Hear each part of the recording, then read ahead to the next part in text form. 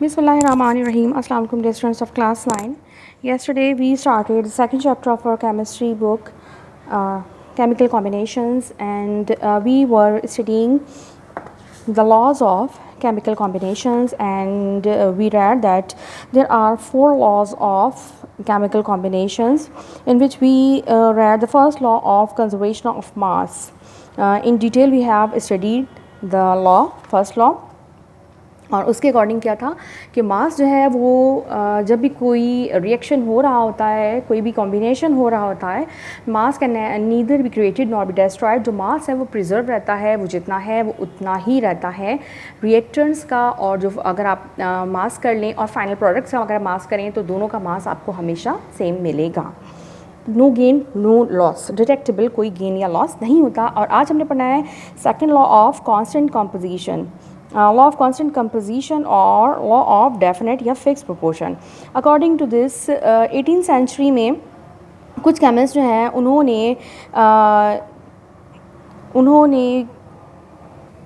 उन्होंने अपने वर्क के ज़रिए ये प्रूफ किया कि जब भी कोई कंपाउंड फॉर्म हो रहा होता है तो उसकी जो कंपोजिशन होती है वो फिक्स होती है।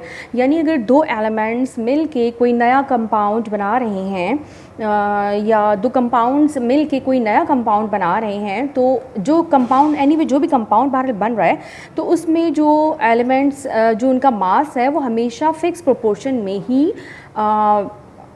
कंबाइन होता है।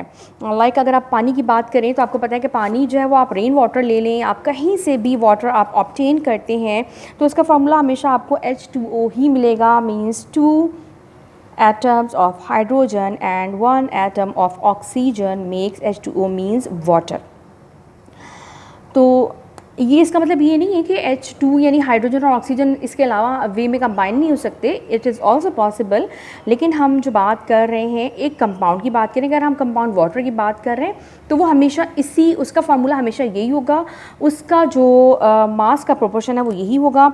अब इसमें यानी 2 grams ऑफ हाइड्रोजन है हमारे पास and 16 gram of O, means हमारे पास यहाँ पे क्या है 2:16, और इसको अब सिंपलेस्ट रेशो अगर आप निकाल लेते हैं तो ये हो जाता है 1:8 पार्ट्स बाय मास। ठीक है, तो अब ये जो है 1799 में फ्रेंच केमिस्ट लुई प्रूस्ट ने जो है ये अपनी स्टडीज़ को समराइज़ किया और उन्होंने ये लॉ स्टेट किया, when different sample of the same compound always contain the same elements combined together in the same proportions by mass।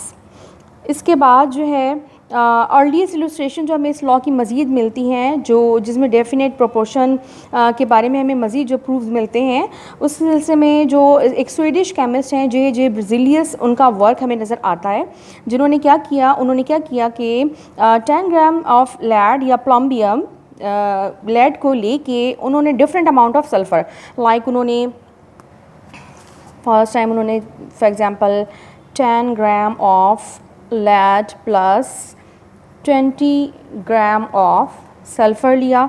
जब भी जो उन्हें प्रोडक्ट ऑब्टेन हुई मींस लेड ऑक्साइड जो उन्हें ऑब्टेन हुई, उसका मास उन्हें कितना मिला 11.56 ग्राम।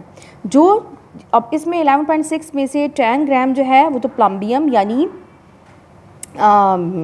लेड का मास है, और बाकी जो 1.6, अब आप इसको माइनस करें तो आपके पास आएगा 1.56 is the mass of sulphur, जो यानी 20 में से जो बाकी का हमारा 1.56 अगर आप माइनस करते हैं तो हमारे पास आता है 18.44 जी।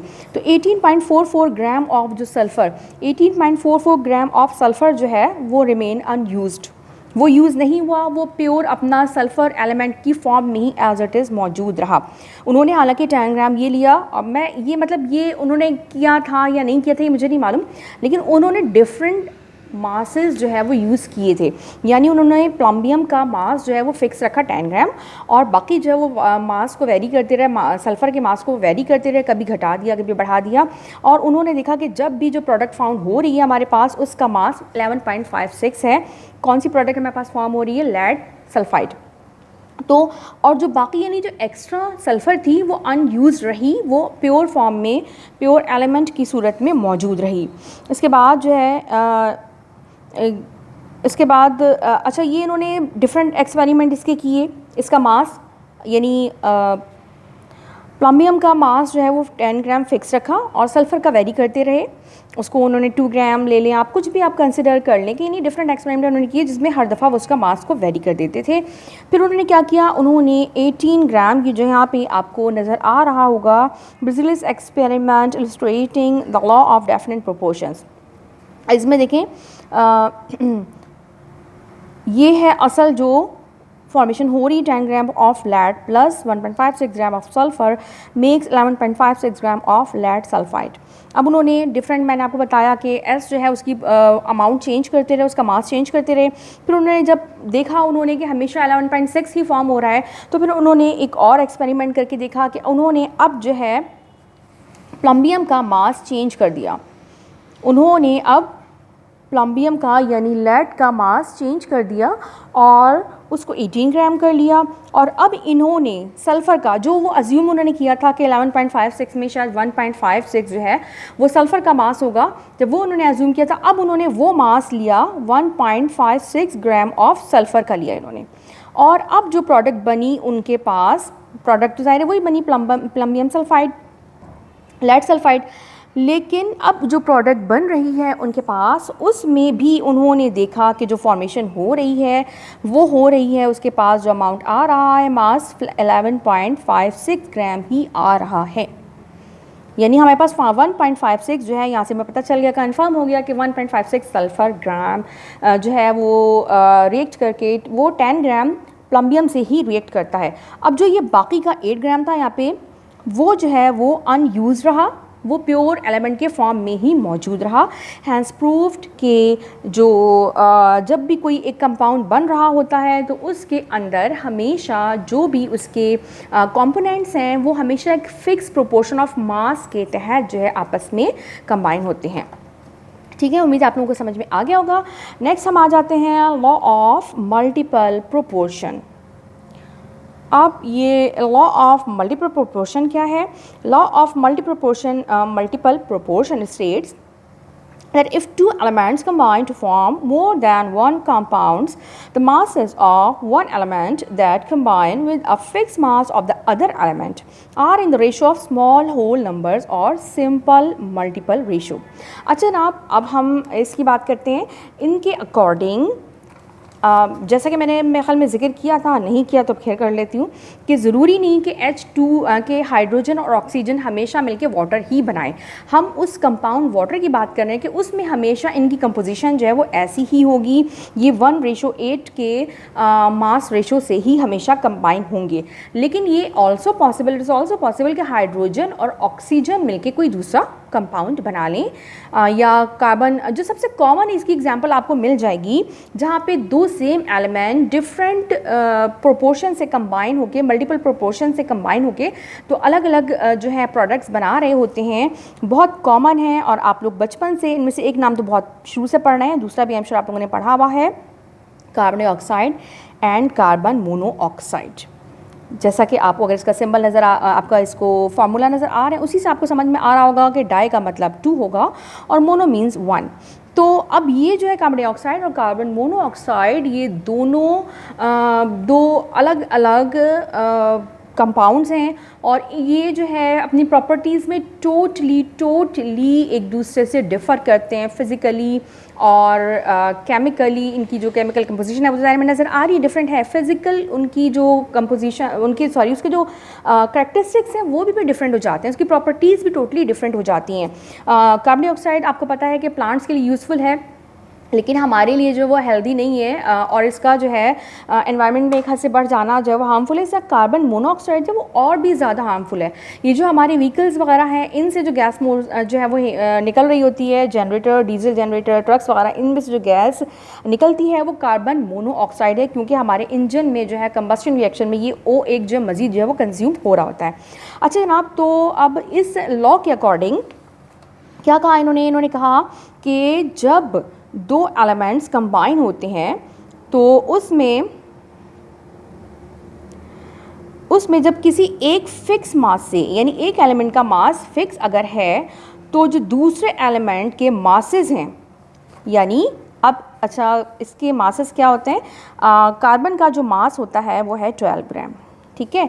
तो कार्बन और ऑक्सीजन का आपको पता है कि 16 होता है, कार्बन इज इक्वल टू एनटीएसएस, ठीक है। तो अब CO2 की अगर हम बात करें तो यहाँ पे क्या हो जाता है, 12 प्लस 16 मल्टीप्लाइड बाई 2, और हमारे पास इसका आंसर ये होगा 12 प्लस 32, मीन्स 12 रेशो 32 के तहत ये कंबाइन हो रहा है। और अगर हम इसकी बात करें कार्बन मोनोऑक्साइड, तो ये तो ज़ाहिर है 12 ही रहेगा, और यहाँ पे चूँकि ऑक्सीजन भी सिंगल है लिहाजा ये इसका 16 ही रहेगा, यानी ये जो है वो इस रेशो में कंबाइन हो रहा है। अब वही बात हमने की कि देखिए हमारा कार्बन जो है वो फिक्स है, उसका मास फिक्स है, जो वेरिएबल मास है हम उसकी बात कर रहे हैं, वो एलिमेंट जो जिसका मास वेरी कर रहा है हम उनकी बात कर रहे हैं कि वो जो है उन दोनों कंपाउंड्स में उनका जो रेशो होगा वो सिंपल होल नंबर में ही होगा। अब यहाँ पे हमारे पास क्या आ रहा है, कार्बन मोनोऑक्साइड में हमारे पास ऑक्सीजन है 32 और कार्बन डाइऑक्साइड में हमारे पास ऑक्सीजन है 16, मींस इनका रेशो है 32:16, यानी कि हमारा हो गया ये 2:1, यानी ये 1:2 से कंबाइन हो रहा है। देखिए रेशो ऑफ ऑक्सीजन हमारे पास एक जगह पे 1 और दूसरी जगह पे 2 है।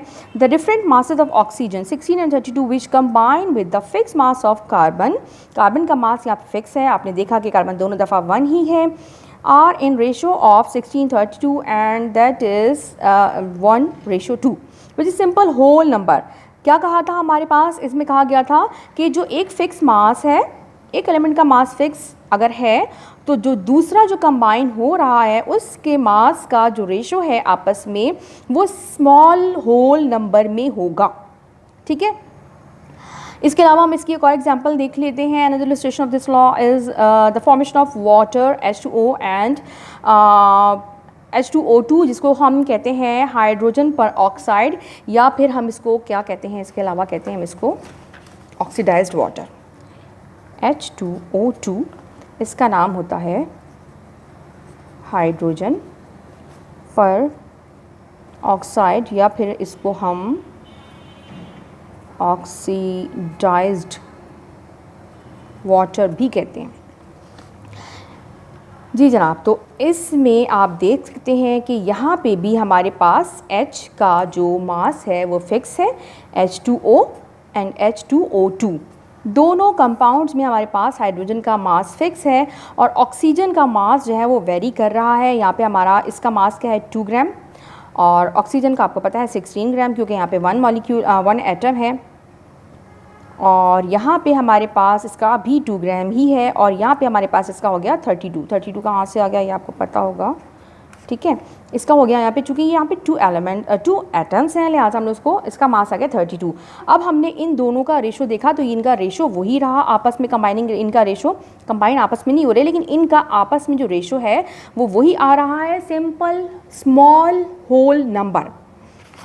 वही बात जो यहाँ पे कही गई, स्मॉल होल नंबर्स में या सिंपल मल्टीपल रेशो में ही ये आपस में कंबाइन होते हैं। और the different masses of oxygen 16:32 which combine with the fix mass of hydrogen are in ratio of 16:2, that is 1:2 which is again in a ratio of simple whole number.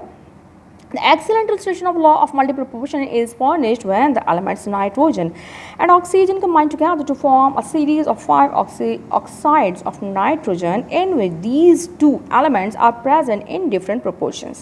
अच्छा जनाब, अब यहाँ पे हमारे पास ये तो हमने देखी कार्बन और carbon dioxide, carbon monoxide and water and hydrogen peroxide या ऑक्सीडाइज्ड वाटर।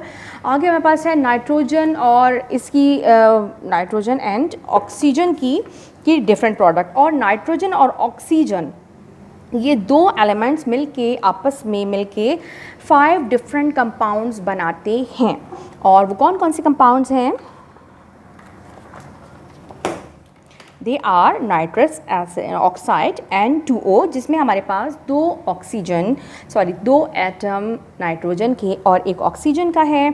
अब यहाँ पे मास हम देखते जाते हैं साथ साथ। मास यहाँ पे 28 ग्राम है हमारे पास नाइट्रोजन का टोटल मास, और मास ऑफ ऑक्सीजन यहाँ में हमारे पास 16 है।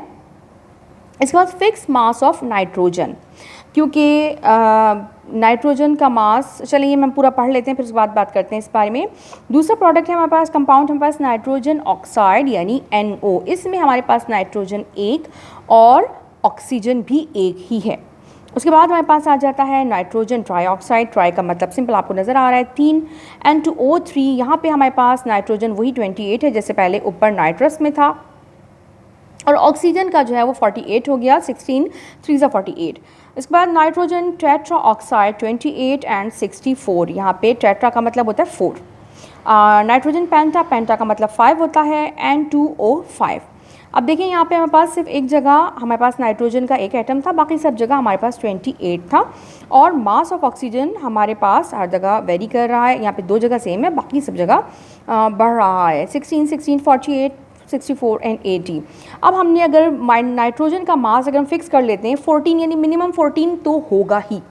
तो अगर हमने उसका फिक्स मास निकाला, यानी कम से कम 14 जो है यहाँ पे हमेशा हमारे पास मौजूद है। लेकिन मास इसको हम वेरिएबल रखेंगे और इसको हम फिक्स रखेंगे, फिक्स कर लेंगे 14, और इसका हमने वेरिएबल रखा 8 16 24 32 एंड 40। तो हमारा जो इसका रेशो बना 1 2 3 4 5, यानी bye fixing the mass of nitrogen the mass of oxygen different oxides varies 1:8, 2:16, 3:24, 4:32 and 5:40. These figures, the multiple ratios are according to the law of multiple proportion. अब यहाँ पे क्या कहा गया था, यहाँ पे हमें बताया गया था that two elements combine to form more than one compounds. The masses of one element that combine with the fixed mass of the other element are in the ratio of small whole number or simple multiple ratio.